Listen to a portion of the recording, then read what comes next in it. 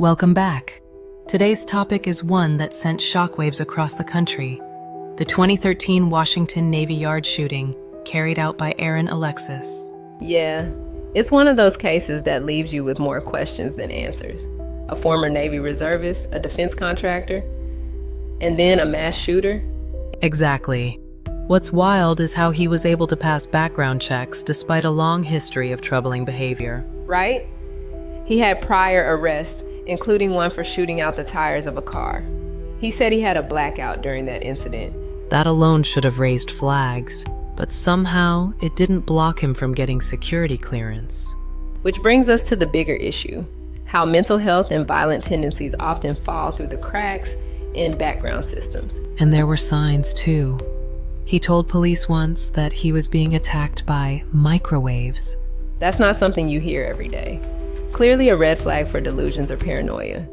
It makes you wonder, how does someone like that get hired to work at a Navy yard? He was working for a tech contractor, right? So he had access through that route. The system trusted the clearance he already had. Trusted, despite the fact that he had sought help for sleep issues and claimed people were speaking to him through walls. And still, nothing was escalated. He was prescribed medication, but that was it. It seems like he was crying out for help, but never really got the kind of intervention he needed. Which then led to September 16, 2013, when he entered the Navy Yard with a shotgun and killed 12 people. A horrifying act, and he carved messages into the shotgun, like, "My elf weapon." That really stands out. Refers to extremely low-frequency waves, again suggesting delusional thinking. So what we're seeing is a blend of untreated mental illness, systemic gaps, and unchecked access. And a history of instability that no one really connected all the dots on. His military record wasn't spotless either. He had disciplinary issues, including insubordination. Yet after leaving active duty, he managed to stay in defense contracting circles. That's the scariest part. You'd think that kind of environment would demand rigorous screening. Especially post 9/11. But apparently the clearance process was more about paperwork than real evaluation. Meanwhile, his mental state was deteriorating. He told friends he was hearing voices.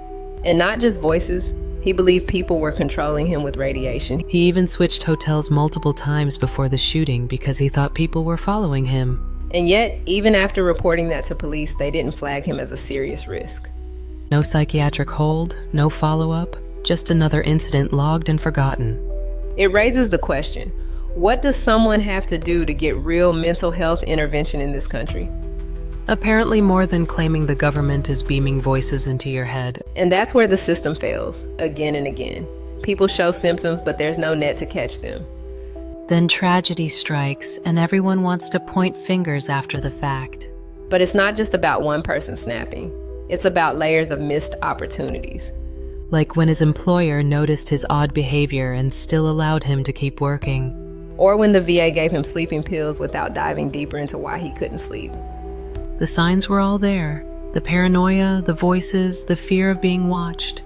He was paranoid enough to plug up his hotel room walls with furniture. And still, he managed to carry out a mass shooting inside a military facility. With a legally purchased shotgun, no less. Not an assault rifle, a shotgun. He even sawed it down to make it easier to conceal, which shows premeditation.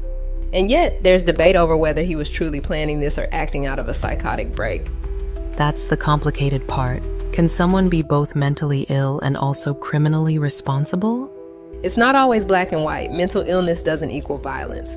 But in his case, it clearly played a role. And he didn't leave a manifesto, just a trail of confusion and pain. His actions caused devastation, not just for victims' families, but also for the Navy Yard community.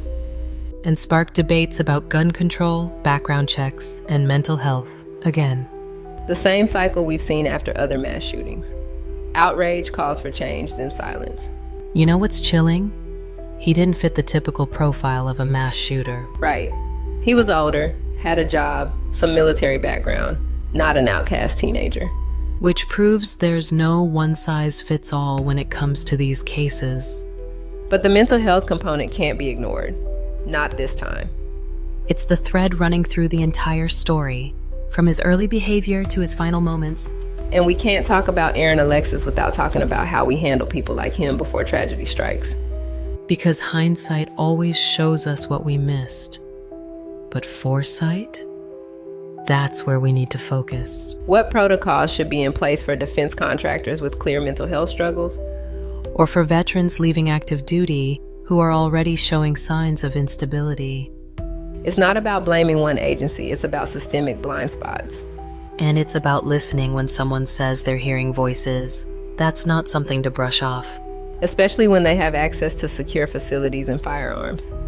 Aaron Alexis shouldn't have made it past any of the checks, but he did. That's the terrifying part. And now 12 people are gone, and their families are left to wonder why no one stopped it. So maybe the real question is, how many more Aarons are out there, slipping through the cracks? And what will it take to finally fix a system that's clearly broken? That's something for all of us to think about, not just policymakers or law enforcement. Because the consequences of inaction are written in headlines far too often. If we want different outcomes, we need different systems. Systems that care more about people's well-being than red tape or rushed paperwork.